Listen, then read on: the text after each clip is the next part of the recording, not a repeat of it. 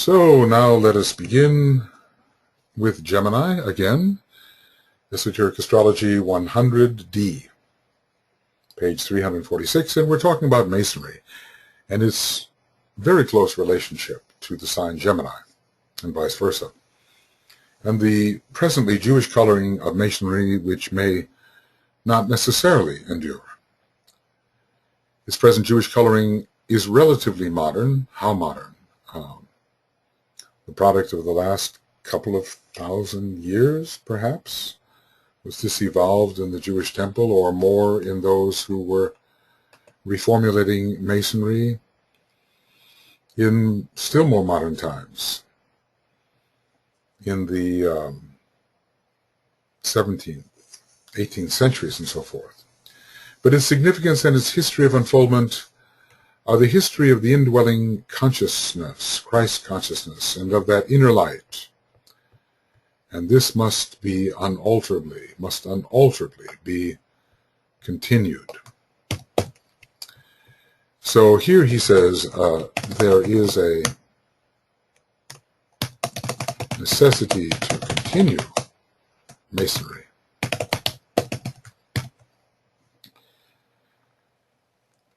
Because it is dealing with the search for the lost word, and that word is the soul. With its light, the light of the soul, and the love of the soul. It's the search for light in Masonry. At least the light aspect of the soul must be revealed, and Gemini is particularly good at that, in a way. It's a sign of great intelligence. It's ruled by Mercury. It is a revealer of the light and can be correlated with the third aspect because of its position as the third of the signs. And yet it is maybe even more intimately connected with the second ray, which is the ray given as passing through Gemini in this world period, or transmitted by Gemini, constellationally in this world period. So the second ray really connects with the inner light and the inner love, and its finding, its unfoldment in form, and its triumph, ultimately, in the Masonic story. That which has entered through the two pillars of Hercules. Hercules, the disciple searching for the light of the soul. Hercules, the disciple searching for the light of the soul. That which has entered through the two pillars of Hercules, his search for wisdom, thus began, or his proving of himself as wise, thus began. That which has entered through the two pillars of Hercules, the disciples, Jachin and Boaz, that's the J and B, but here DK through Alice Bailey is actually giving the names of these pillars as they appear in the Masonic rituals. The disciples, Jachin and Boaz, interesting that the pillars can be considered as disciples. That which has entered through the two pillars of Hercules, the disciples, Jachin and Boaz, and through the sign Gemini. So, Jachin and Boaz in a way represent the pairs of opposites. They in a way represent soul and personality, or the pairs of horizontal opposites which we inevitably find in the world, one white, one black. And through the sign Gemini has entered to stay. So what we're going to say here is that humanity's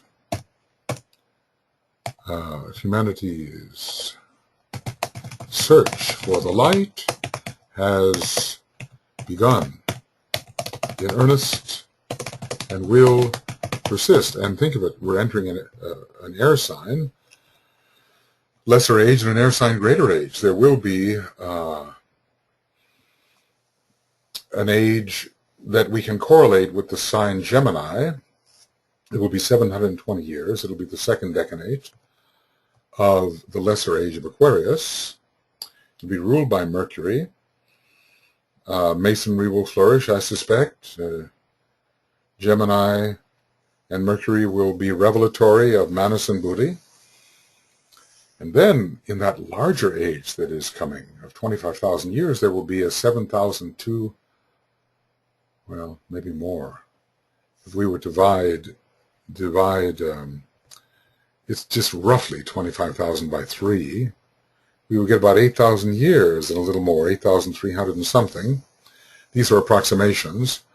But there will also be, let us say, there will also be an 8,000 or so year period ruled by Gemini Mercury in the greater age of Aquarius. So that which has entered through the pairs of opposites, seeking unification, the unification of the opposites is indeed here to stay. And humanity is entering the fifth kingdom of nature, very much ruled by the second ray, and by the fifth ray too, common to Aquarius and strongly related to Mercury and also to Uranus. So these new developments taking place under the air signs are coming, and the fifth kingdom of nature will re-establish itself upon the earth after having hidden itself for the sake of human unfoldment over some millions of years, really. Since the time of the Atlantean War, there's been a gradual withdrawing of the hierarchy representing the fifth kingdom of nature. Now it reemerges. So the number 5 will be very, very important. You kind of wonder whether the fifth chain, which I think exists simultaneously in our Earth scheme with the fourth chain, and which is a Mercurian chain, will begin to influence humanity strongly during this period. So many energies coming and going. We can learn to be the astounded disciple standing on the mountaintop, perhaps at night, and seeing the passage of all the energies. This will occur at the Transfiguration for us, and we will begin to understand this incredible interlocking of energies, interplay of energies, of which we, little grubs on the ground, hardly have any notion at the moment, but increasingly so as Manus is increasing in power over the next 500 years, apparently reaching its apogee, its apotheosis in 500 years, but, you know, maybe that's just in a world cycle. We could even ask that. We could look for that. I've never quite believed it entirely, but at least I don't believe I understand it. Manus, 500 years. The day of evolution, human evolution will during the next 500 years become somewhat more conscious of each other. That's one thing. And it is worthwhile to note, particularly that as far as the evolution of Manus in this round is concerned, its highest efflorescence may be looked for during the next 500 years. But this is interesting. Does that mean that it occurs in the next 500 years here in, what is this? What book is this? Is this Cosmic Fire? Let's see. Greetings on Cosmic Fire, page 498. Will we detect the time that its highest efflorescence may emerge? Or would it be during the next 500 years? Because after all, that doesn't even touch the Mercurian age of the lesser age of Aquarius, nor the great Mercurian age and the greater age of Aquarius. Of course, Mercury is not just Manus. Venus is, and Venus comes even after that. So there's something hidden here. It's hard to, maybe it's the highest efflorescence of Manus per se, uninfluenced by Buddhi. And maybe the Buddhic influence with growing Manus increases later. But a round lasts a long time, and I think we're only halfway through. A round, according to Blavatsky, can be some 300 million years, and we have to wonder whether there's not an acceleration there, but still maybe some 300 and more million years. So we kind of wonder what happens to Manus in the future, because we're not yet through our round at all, and our round has to pass through the Mercurian chain, which can be considered highly Manasic. So always watch the Tibetan's wording, may be looked for during the next 500 years. He means it either appears or we will be able to get it into sight as to when it would occur. So let us look further. Apart from the importance of the influences of Gemini as the dominant power in the mutable cross, interesting when, in fact, Pisces is the ruler of the cosmic decanate, which consists of 3 of our constellations. Bit of a mystery there, too. Why aren't the other constellations involved, or are they? And of what type of zodiac does this sign, consisting of 3 of our constellations, in what type of zodiac does it participate? Is it a zodiac of 10? And what are the constituents of it? Are other constellations constituents of it?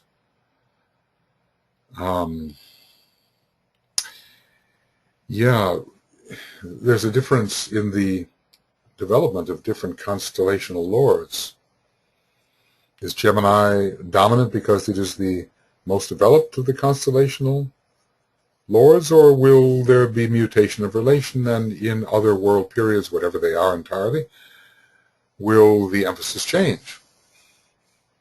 The only sign, well, of the 3 signs that confer the second ray at this time, we've told that at the present time, more second ray comes through Virgo. At the present time, Pisces is the ruler of a cosmic decanate. And at the present time, Gemini is the dominant factor of the mutable cross. The second ray does not appear, interestingly enough, in the other member of the mutable cross, Sagittarius, only rays 4, 5, and 6. So apart from the importance of the influences of Gemini as the dominant power of the mutable cross, it is one of the paramount zodiacal signs. So you wonder about the evolution of its particular lord, in that it is the major symbol of duality in the zodiac. It is involved in bringing relation between other zodiacal factors, just as the planet Mercury brings relation between planetary factors.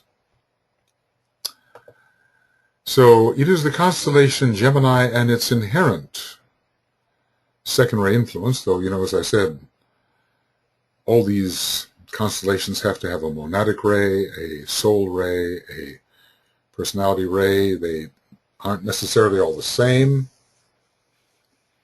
We can't necessarily say that there will be 3 different rays in all cases, but perhaps just the second ray is dominant at this time, and there are other rays related to Gemini and passing through Gemini. Perhaps the third ray is involved. It has been actually suggested that the stability of the pillars suggests some sort of 7th ray, even though there's been a lot of trouble manifesting in Gemini, because the 7th ray doesn't seem to be found on the mutable cross. Rays 2, 4, 5, 6 are found,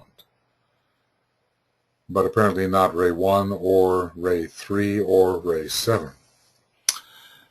Tendencies towards manifestation. It is the constellation Gemini with its inherent second ray influence which controls every one of the pairs of opposites in the great wheel. Controls. A controller of relation. A factor which brings about zodiacal constellational relation, just as Mercury, let us say, brings about planetary relation. So it controls every one of the pairs of opposites in the great wheel. Gemini, therefore, forms with each of the pairs of opposites in the zodiac a third factor. It's a bit like Libra in that respect, or it's a bit like the Liebman process where you have a horizontal pairs of opposites and you need a vertical point to unite them in a triangle. But it's sometimes been forgotten that the pairs of opposites in Libra are actually on the vertical axis. We've been so used to looking at the scales that we figure, well, we have horizontal pairs of opposites, but actually the light which moves to rest there is a light on a vertical axis and involves a higher point and a lower point and then a central point of rest. But in any case, it forms with most of the pairs of opposites, the ones that do not include itself, a third factor, powerfully influencing the other two constellations. Well, this is going on a level way beyond our solar system and our solar logos, and in a sense even beyond our cosmic logos of 7 major suns, however many other suns there may be involved in it. Just as in our particular planet we have 7 major sacred planets, but a whole lot more planets, more than 115, the Tibetan tells us. So a third factor powerfully influencing the other two constellations is provided by Gemini, and thus forms with them certain great zodiacal triangles. One can almost, list them easily, give you the idea, it's like this, and you know this: Aries, Gemini, Libra, so forth, Taurus, Gemini, Scorpio, and so forth, etc. Cancer, Gemini, Capricorn, Leo, Gemini, Aquarius, Virgo, Gemini, Pisces, but we'll see something different when it comes to Gemini, Sagittarius. So these only become of importance when considering the horoscopes of advanced human beings or esoteric groups. Now, by advanced human beings, does he mean what we find on page 333 of Esoteric Astrology? Does he mean that? Or something still more advanced? 332. So here's Gemini, and, advanced man is not quite the disciple. So sometimes he uses the term advanced human beings to indicate an advanced man who is advanced in all personality developments, but not yet in terms of absorption of the soul and its tendencies, not quite a disciple, though perhaps an aspirant. And sometimes advanced human beings as those who are already disciples and initiates. Advanced human beings or esoteric groups.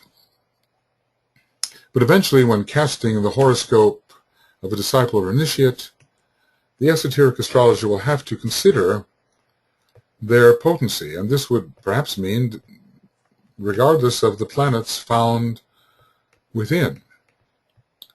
Like maybe if you have the sun in Aries, you have to consider Libra the opposite because that monadic point is there, but also because you always have to incorporate the balancing opposite, but then Gemini would have to be brought into consideration.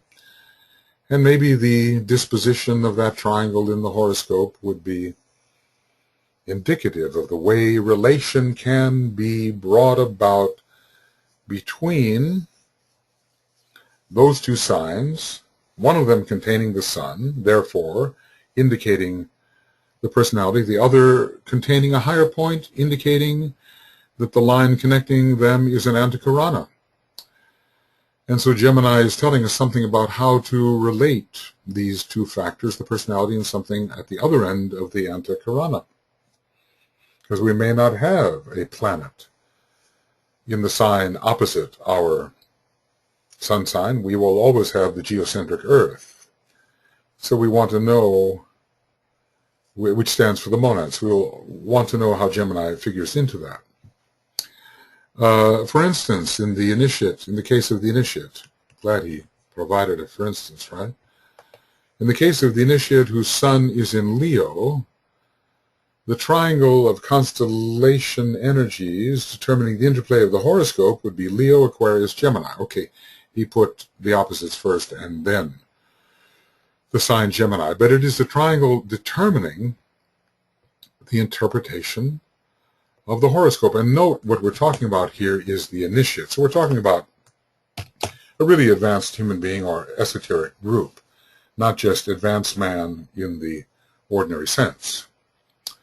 When dealing with the subject, so what would this, the way of somehow blending individual and group consciousness would be mediated by Gemini. The method of blending individual consciousness in Leo with group consciousness in Aquarius would be mediated by the second ray energies of Gemini.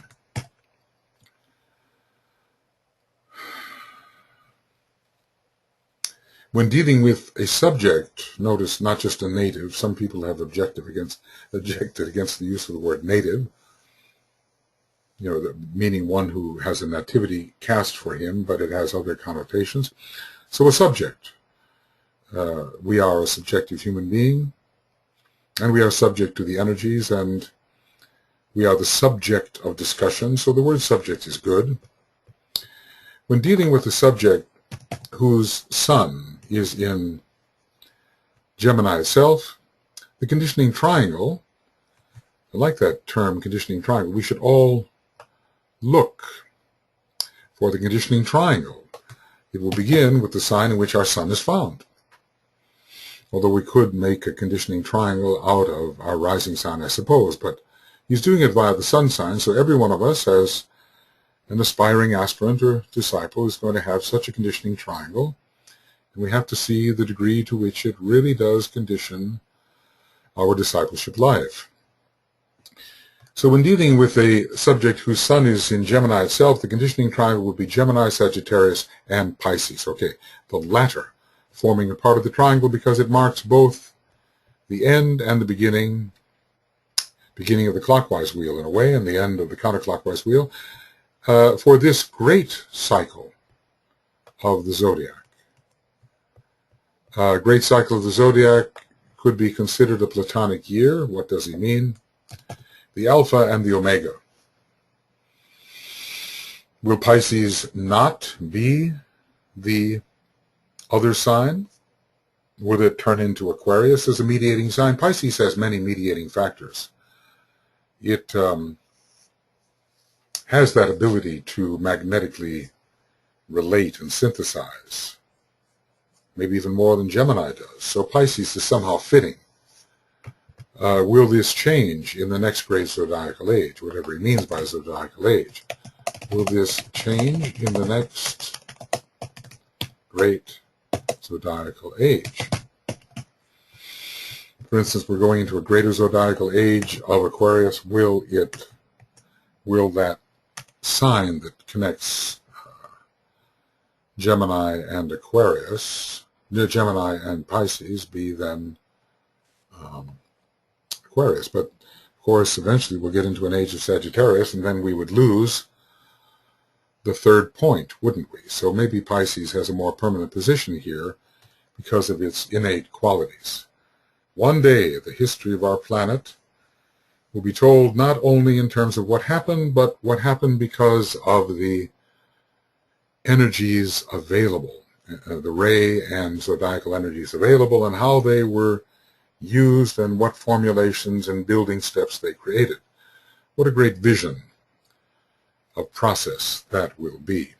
Right now we're nowhere near it. We have to clear a lot away so we can at least get into an appreciation of the value of the ageless wisdom instead of fighting it. And there will be many of the lunar religions that will fight the appearance of the ageless wisdom, as will the materialistic science under Mars. We'll fight it. But anyway, Pisces marks the beginning and the end. So we have particular signs of relationship here, in a way. Both Gemini and Pisces are definitely, we understand why. And Sagittarius is connected with the building of the Antakarana, which is a major relationship between lower and higher, and also has its wings, its winged heels, just as Gemini does. So Sagittarius, the arrow of Sagittarius, is a beam of relationship also. But we should ponder on what it means to have a conditioning triangle in our horoscope. On having a conditioning triangle in our horoscope, we should ponder. There are many potentially conditioning triangles. The question is the degree of their conditioning. The intensity factor, as Vivian Jane used to say, she was the wife of Charles Jane, very fine astrologer in her own right. She says, we lack the intensity factor. We don't know, even with astrodynes, there's an attempt there to determine the intensity factor, the power of different planets in the horoscope, but it's useful, but there's no certainty about it, especially given all the different stages of evolution through which we are passing and the different rays that are already ours in our ray chart, changing the importance of planets regardless of where they're located. I mean, I may have Jupiter angular and it may be powerful for me because it's angular, but what if I'm a second ray soul and Jupiter is not angular? It's still going to be very powerful, maybe more powerful. So the new esoteric astrology and the new rulerships have to be taken into consideration. Otherwise, we just will continue to interpret in the realm of the personality and we will miss many, many things. So these points I will endeavor to elucidate in greater detail when taking up with you the basic astrological science of triangles, which he begins to do around page 404, I think. And we're getting there. I think I began this about 2 years ago and hoped for steady application and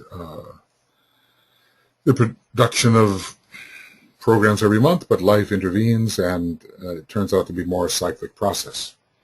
The generalizations and the hints in connection with the 12 signs of the zodiac, which have formed the subject matter of our past instructions, have been primarily intended to lay the ground and to prepare your minds for the later section on triangles, which, astrological science is predominantly a third-ray science. The triangle is so important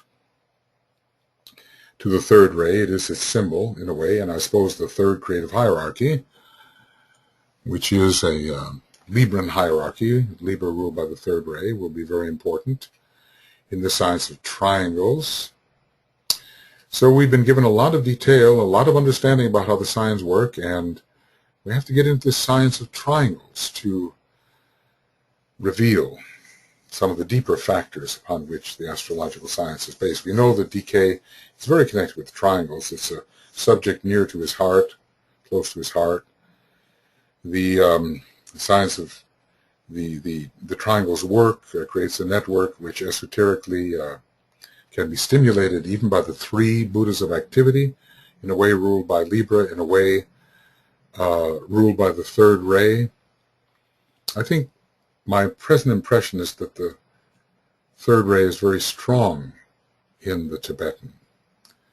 Marion Walters, who was the last living disciple, I don't know how much to trust all she said, but she said the Tibetan ashram was ruled by Libra. Well, there's certainly a lot of Gemini in it as well, obviously. But the Libra would connect him with the triangles and with the Buddhas of activity and with the third ray. And the Buddha himself had a third ray monad, as is evident from certain discussions in a treatise on cosmic fire about what third ray monads can do in terms of putting in 3 independent appearances simultaneously, and the Buddha and 9 others are those on our planet who can do this. So if only third ray monads can do it, and the Buddha and 9 others can do it, then ergo, the Buddha as a third ray monad. But then there are 2 monadic rays, and at least as I understand it, and we have to see which is the major and which is the minor. Okay, this will be far the most important aspect of the teaching on esoteric astrology, and the one which will be the first to be grasped by modern astrology. So as if the beginning of the book with all of these rulerships and relations will not be first grasped, even though in a way it prepares us for grasping the science of triangles. Well, the Tibetan knows his own mind and his own plan, and he can foresee what will happen. And we are not yet in a position where we can similarly foresee. But the science of prediction is part of the science of esoteric astrology, and one day we will be in that position, being able to predict more than microcosmically, but in terms of the larger contexts of our nations, astrologically and rheologically ruled, and even of humanity, and in terms of the kingdoms, and finally the horoscope of the planet. But too much knowledge too early is a dangerous thing, and we are protected from an overload by the veils which have descended upon our intelligence as we descended into incarnation emanatorily. So we know what we know, and we will find out more. This sign is sometimes called the constellation of the resolution of duality into a fluid synthesis, not a static synthesis. Brilliant phrase. So there is still mobility in this synthesis.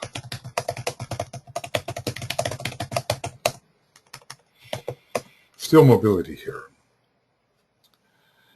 And when you pass through the pillars of Hercules, through the pairs of opposites, J and B, and enter the Hall of Wisdom, the temple, you are on your way to the achieving in consciousness of a fluid synthesis between the opposites and eventually between the soul-infused personality and the spirit. And I suppose in the world of spirit perception, all things are seen in fluid synthesis. The opposites still prevail, obviously, even up to very high levels of participation. Our solar system has its own opposites, so does our planet.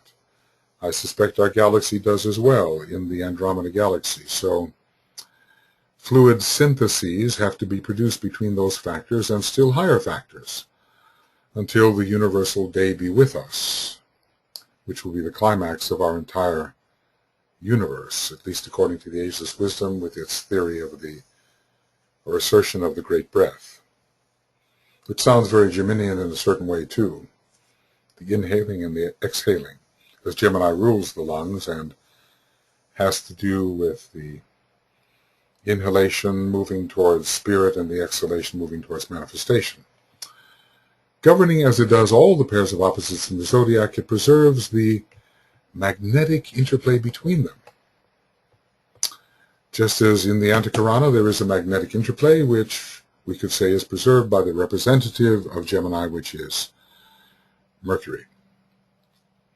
So there is an interchange of substances on those high levels. Who knows what that may be? Who knows what may be the interchange of substances between Sirius and our solar logos, although apparently the solar angels are part of that interplay, and there is an initiatory process going on between Sirius and our solar logos, which is, I'm sure, part of the magnetic interplay.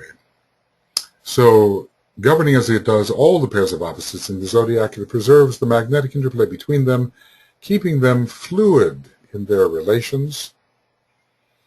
I think always we're trying to prevent crystallization.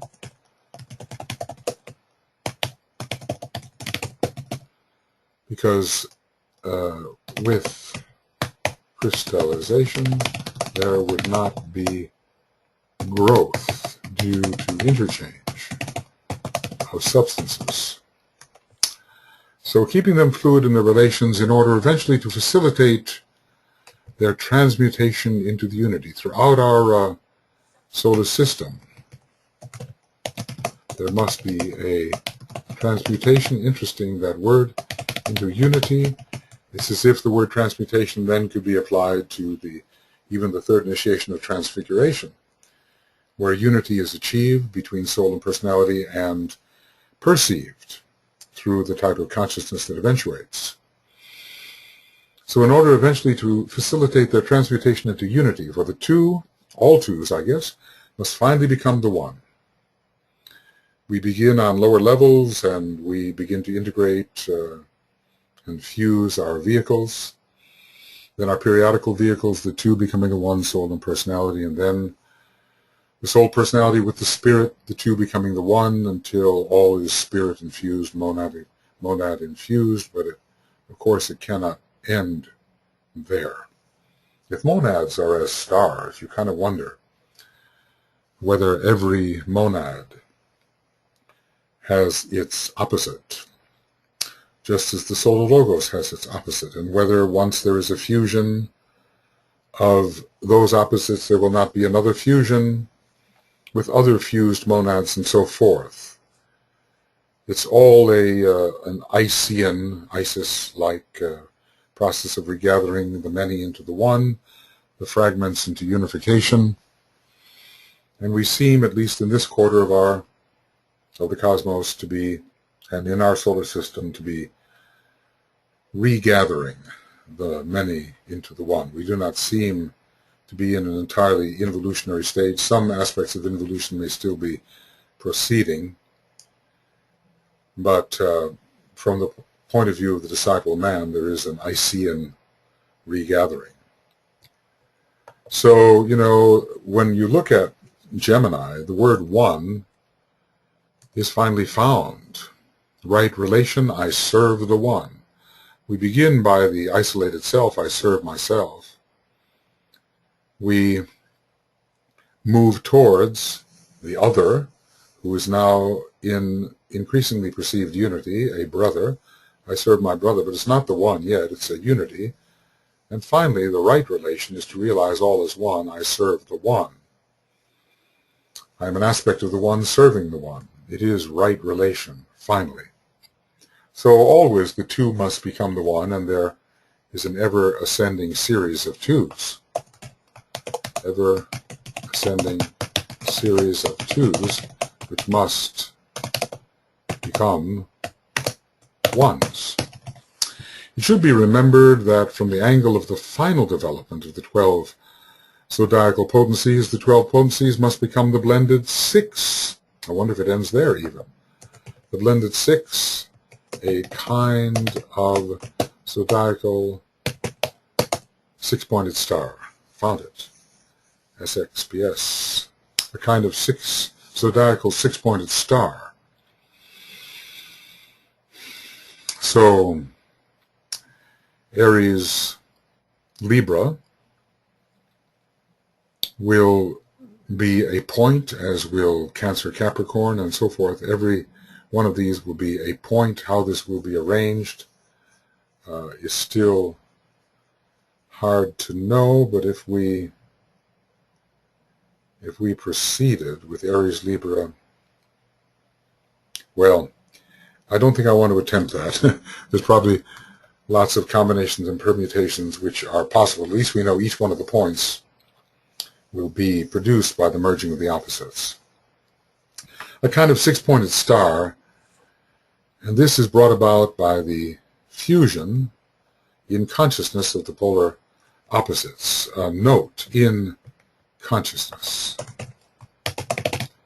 Sometimes when we talk about the absorption of one planet into another, we imagine that the physical body of the planet will be absorbed in the physical body of the other, but it's the subtle factors which are made one in this synthetic absorption process. So it's the fusion in consciousness of the polar opposites. And then we will have, really, what should we say? We will have two cardinal points, two fixed points, and two mutable points. What are the most important? Thinking of how this might be done. Is the cardinal point found at the very top of the Seal of Solomon? Is it also found at the very bottom? I mean, for instance, we look at a six-pointed star, and could we find the Aries-Libra fusion at the uppermost point of the Seal of Solomon, and could we find the Cancer-Capricorn fusion at the very bottom, indicating the power of manifestation? Is that possible? Is it possible when looking at the right hand of the upper triangle, well, maybe facing the triangle, it would be the left hand, perhaps. What will we find there in terms of the science of triangles? How does it go? Seems that we go down toward what would be our left. So would we find the fixed signs there, Taurus, Scorpio, in the lower point, in the lower left point of the upper triangle? And would we find 1, 2, 3, 4?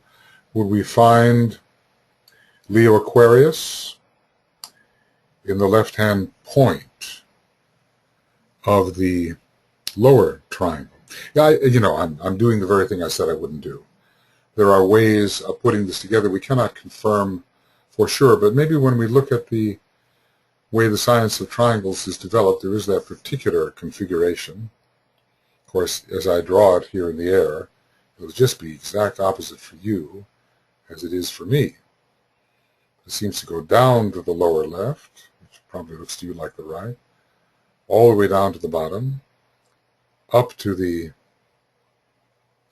right, across again to the left. Let's see, 1, 2, 3, 4. Let's see. Lower left, over to the right. That's it. I did that too, incorrectly. Lower left, over to the right, down to the bottom, up to the left, across to the right, and up to the top again. And it would look like exactly the opposite. So you'd have to find that diagram probably in the science of triangles. And then probably out of that diagram we could make a kind of a seal of Solomon out of it. And our big question would be, would we have, as you face the triangle, would we have the fixed signs on the left as you face the triangle, and the mutable signs on the right, and the cardinal signs above and below? Would that be the case?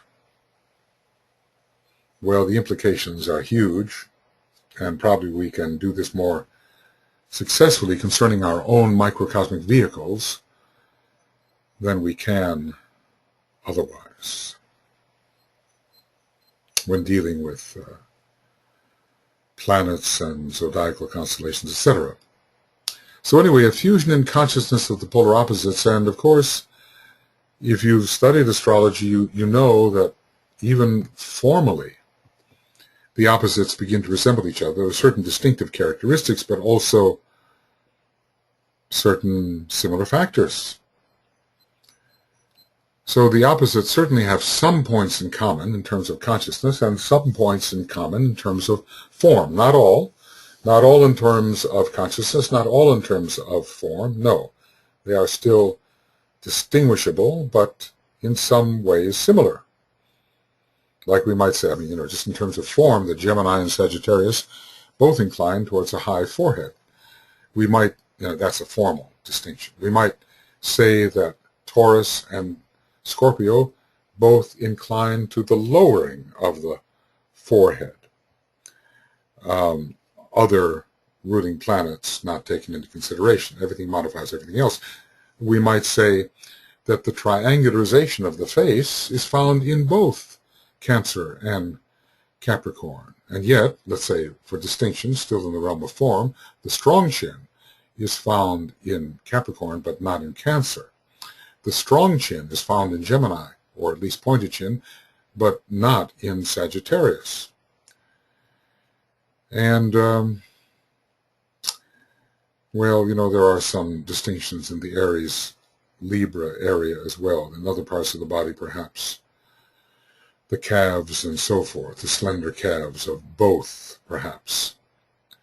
But that's not the most distinctive formal distinction. They both have large heads, often, Libra and Aries, but Aries perhaps a little larger. Well, I'm dealing with form, but remember that form is generated by consciousness. That's the amazing thing, and a major reversal, which we have to get into our minds, that the realm of consciousness produces, in the realm of form, certain forms. Consciousness antecedes form. So pause and consider this phrasing. He says, the angle of final development, the 12 zodiacal potencies must become the blended 6, and this is brought about by the fusion in consciousness of the polar opposites. Maybe there will come a time when opposite forms exist, but there will be a very full sharing of the consciousness of the other while in a particular one of the opposites. But also I do think there will come a time when there is one united configuration. Maybe they will draw towards each other, just the way galaxies draw towards each other and seem to fuse into one galaxy. We call it a collision, but how much of a collision it is and how much of a fusion it is has yet to be determined. The stars are so widely spaced that perhaps collisions are unlikely. So we did pause and consider that phrasing, the fusion in consciousness of the polar opposites. The opposites eternally remain, from the point of view of human reason, but to the initiate whose intuition, that is Buddhic understanding, right, is functioning, they constitute but 6 great potencies. And already, when people have difficulty discriminating the Leo from the Aquarius, share a lot of Uranian qualities, really. Already we're on our way to that kind of intuition which will reveal to us their fusion. Because he has achieved the freedom of the two, under Gemini, suppose, as it is sometimes called. So when you look at the figure 8 with the crossing point in the middle, figure 8, of course here it's vertical, shouldn't be, with the crossing point in the middle, we understand the fusion of the opposites and the freedom of the two. The ability to go anywhere on that figure 8 and to regard the fusion as one thing. The soul-infused personality is an example of an antichoronic merging via a figure 8.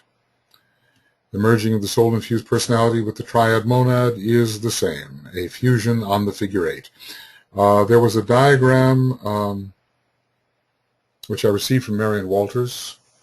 I'm not sure, I don't think it was drawn by the Tibetan, but perhaps by a student, which showed the antichoronic processing as figure 8s, increasing figure 8s, always higher, always lower, taking in ever lower and higher aspects of the factors that had to be fused. So Mercury, the figure 8, the factor of fusion, all related. Now he gets into an example here, for instance, the Leo subject who has an initiated consciousness preserves the individuality developed in Leo as well as the universality of Aquarius. He can function, if he so chooses, as a fully self-identified individual, yet possesses simultaneously a fully awakened universal awareness. A universal, I suppose, means extending to the ring past naught, of the possible sphere of consciousness. The same thing can be said for the balanced activity and consequent fusion in all the other signs.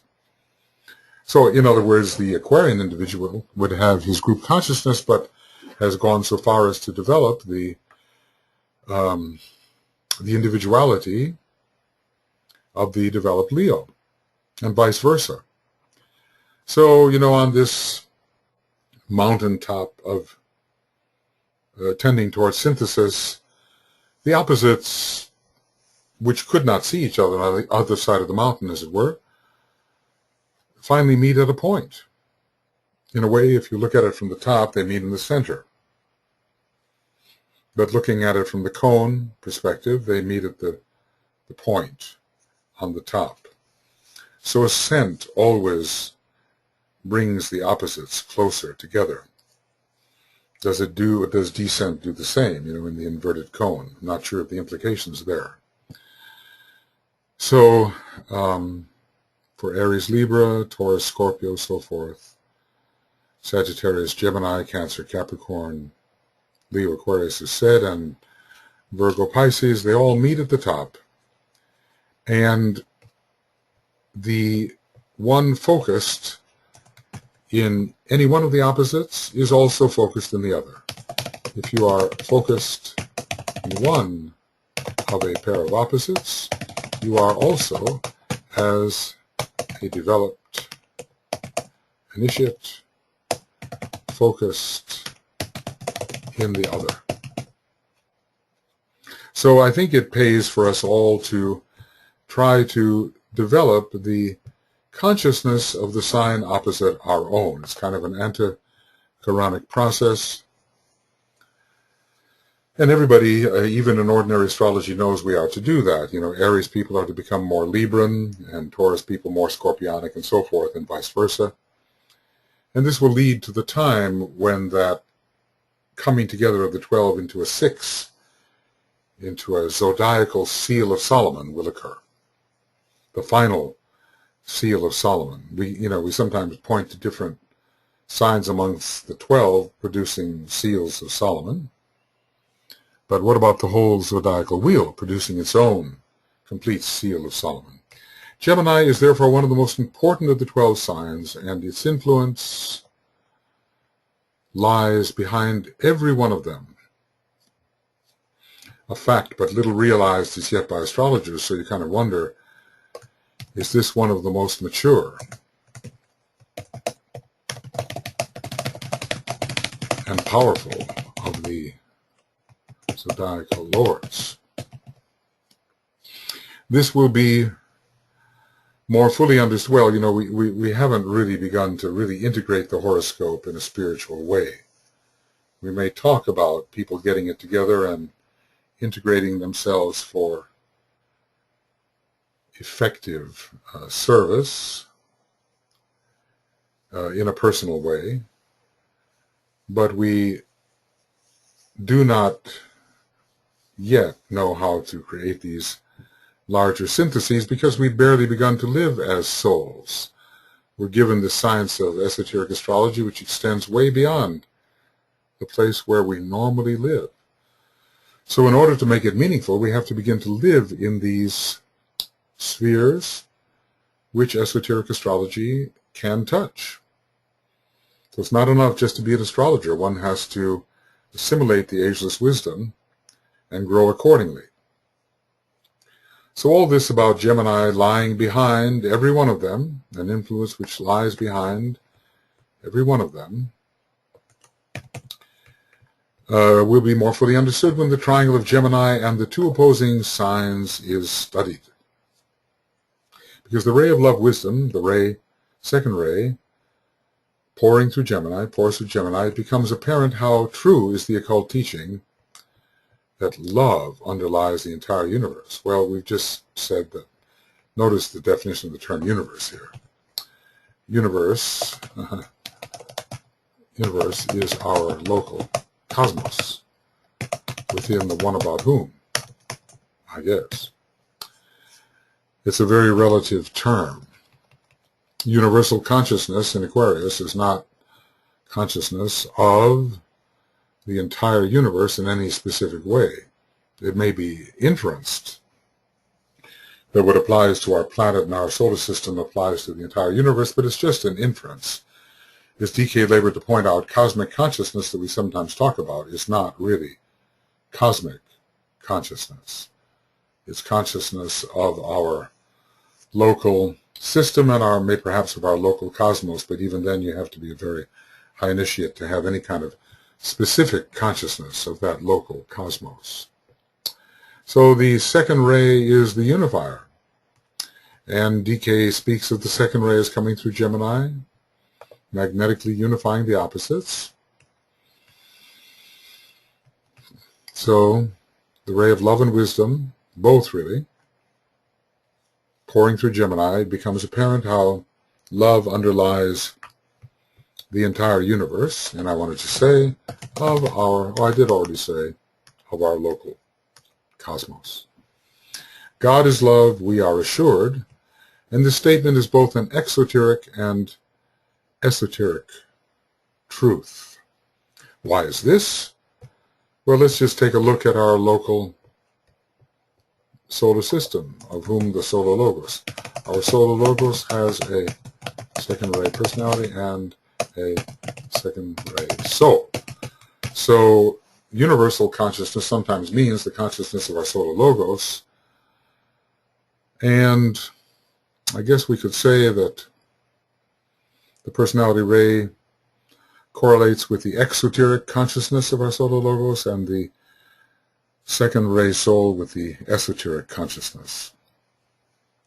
This underlying love of deity reaches our solar system primarily through Gemini. Now the deity here is, well, either a cosmic logos, cosmic logos, or the one about whom naught may be said, of whom Gemini is the significant part in his heart and the head center. So reaches our solar system primarily through Gemini, which forms with the constellation of the Great Bear and the Pleiades a cosmic triangle. Gemini, again, in a way, playing a kind of intermediary. The Great Bear producing the first aspect, the Pleiades the third aspect in general, and Gemini the second aspect. The Great Bear being, in a way, the seven head centers, whether in the head or above the head of the one about whom naught may be said, and the Pleiades, well, a bit of a mystery there. Is it the entire crown center, with a part of it being taken by, well, by what? The jewel box of the Pleiades, in a way, could be the very jewel in the head center. But then what would be the, yes, of course, the 12 zodiacal signs. So there's the head center. The center is within the head of the Great Bear. There's the jewel, perhaps the jewel in the head center, formed by the seven Pleiades.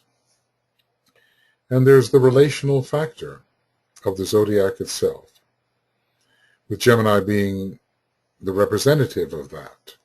Well, exactly what these relationships are, we are not in a position yet to know with any degree of certainty. We just see the aspects here distributed, the 1, 2, and the 3, the Great Bear, the Gemini, and the Pleiades as the 1, 2, and the 3 respectively. So this is important, that some of the superior constellations can be united with the zodiacal constellations. You kind of wonder why the 3 great constellations should be called superior. Maybe because they have a lot to do with the head center of the one about whom naught may be said, but then so does Gemini as one of the petals. And Gemini can, I assume, as a relational factor in the heart and the head center of the one about whom naught may be said, maybe it can relate many other factors. Some of the constellations in the zodiac of 10, maybe it can be relating the Little Bear, the Great Bear, Orion, our own 7 solar systems, of which one may be said, the Syrian system perhaps, sometimes called the Syrian system. Perhaps the centaur may be involved, maybe the cross. We don't know all of the constellations with the chakras within the one about whom naught may be said, but it looks like if Gemini can relate the Pleiades and the Great Bear, it can relate other ones of those chakras within the one about whom naught may be said. I suppose it has to be determined which is greater, a petal in the heart and the head center of the one about whom naught may be said, or one of his lower chakras, let us say. Which is greater? Which is of greater magnitude? Well, look, we are reaching here the end of the hour, and I hesitate to extend beyond 4 programs, any one of these, because of the difficulty of conversion. So what I'm going to do is say that this is the end of 100D, page, having trouble finding the page. Maybe I can find here the page. Yes, 348. Page 348. And the beginning of 101A, page 348. This will be the way to do it, and we will come back with, we can see how occult is this discussion so far of Gemini and how cosmic it seems to be. It has taken a cosmic turn, has it not? So we will begin Esoteric Astrology Adventure 101 shortly. Okay. Meanwhile, say farewell and proceed.